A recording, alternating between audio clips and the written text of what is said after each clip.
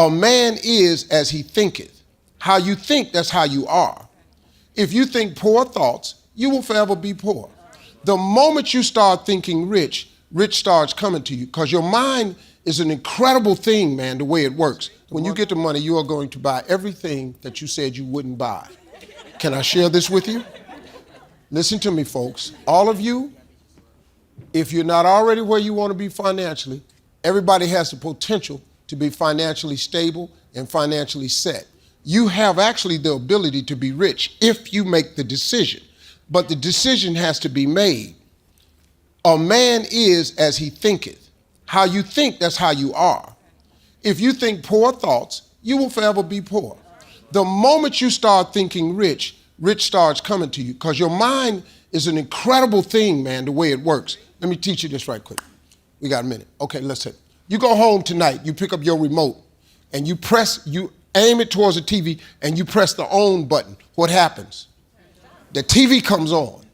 Let's say Sports Center is channel 840. You press in 840 and you hit select. What do you expect to come on your TV? Sports Center. What comes on your TV? Sports Center. If HBO is channel 400 and you press 400 and you press select, what do you expect to see on that TV? HBO. Guess what shows up on your TV? HBO. This is from a simple mechanism called a remote, which is made and created from the concept of mental capacity, which comes from the concept that all of us was created in the image of God. That's why in the beginning, God said, let there be light. He ain't just light it up. He said, let there be light, to prove to us that if you say it, that's what it's going to be. That's the proof, man. That's the deal. Your mind is the biggest remote ever created, because you created an image of God. So if God said, let there be light, and then there was light, he could have just lit it up, but he showed you what you say, what you think is. So if you point this mind at something and you project that to that something, guess what's going to come back? Whatever you project. That's how it works.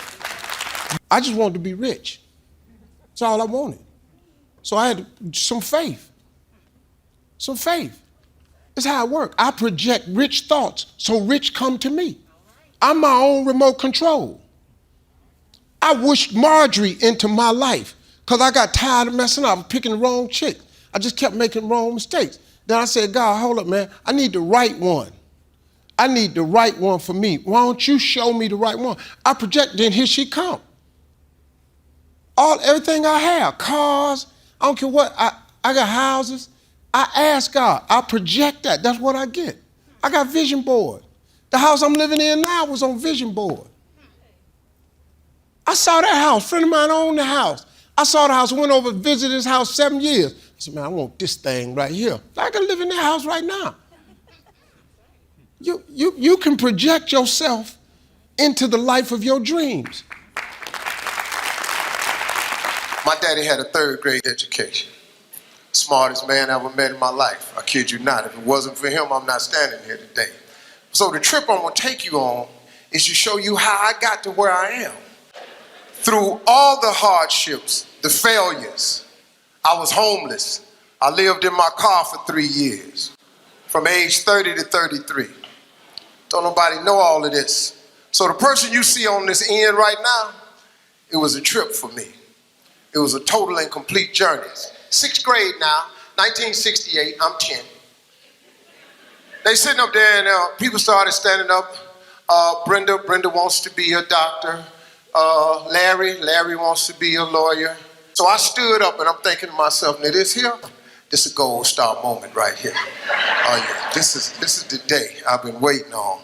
I'm gonna get recognized for the brilliant cat that I am. And it's no doubt in their mind now who the star student of this school is, because I done put something on my paper that was unbelievable. Because nobody had wrote on their paper, I want to be on TV. I get up in front of the class, she said, what did you write on your paper? This is big. I said, I want to be on TV. She said, why did you write that on your paper? I said, because that was our assignment for today. She said, and what made you think you could write such a thing on your paper? I said, okay, obviously, this is not the proper tone to be talking to when you about to give me a gold star. She said, who do you know on TV? I said, nobody. She said, anybody in this school ever been on TV? I said, no, ma'am. She said, anybody in your neighborhood ever been on TV? I said, no, ma'am. She said, well, what makes you think you can be on TV? And she crushed me.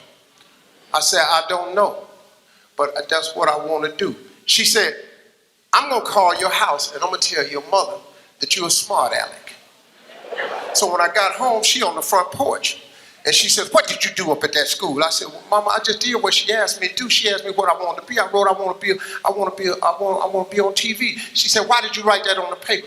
I said, because Mama, that's what I want to be. She said, when your daddy get home, I'm going to tell him you've been up at the school being a smart aleck. So he comes home, he takes his bath, and he's reading the paper, and afterwards, he said, boy, come in here. He said, what is this your mama telling me you did up at the school? And she's standing there. Tell him what you did. And I said, I wrote on a piece of paper, I want to be on TV. He said, what you do that for? I said, because that's what the teacher asked us, Daddy, what we want to be. She said, and you being up there being smart, he going to put a smart answer, he want to be on TV. My father looked at me and said, well, what's wrong with that? I said, okay. She was going, well, Slick, he got to be more reasonable like the teacher said. He said, well, Bill, that don't make no sense if that's what the boy want to be. She said, he can't do what he want to do. Got to do like teacher say. He said, boy, go in your rooms. Come in the room a little bit later on.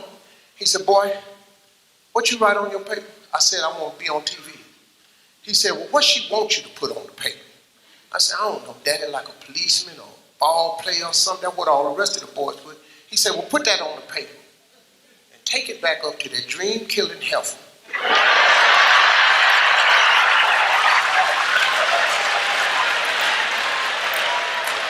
So he said, now take that paper and put it in your drawer. He said, every night before you go to bed, read your paper. He said, every morning when you get up and go to school, read your paper. I did it. If you turn on your television set,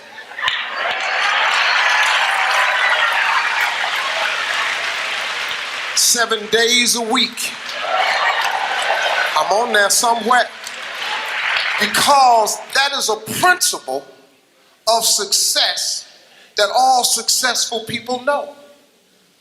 If it is written, so shall it be.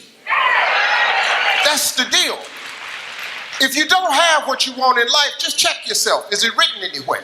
Have you wrote it down? Have you claimed it? Have you laid it into faith? Have you willed it into existence? Has it become a law? Did you write it down? If it ain't written down, what you want? Now that teacher that gave me that assignment,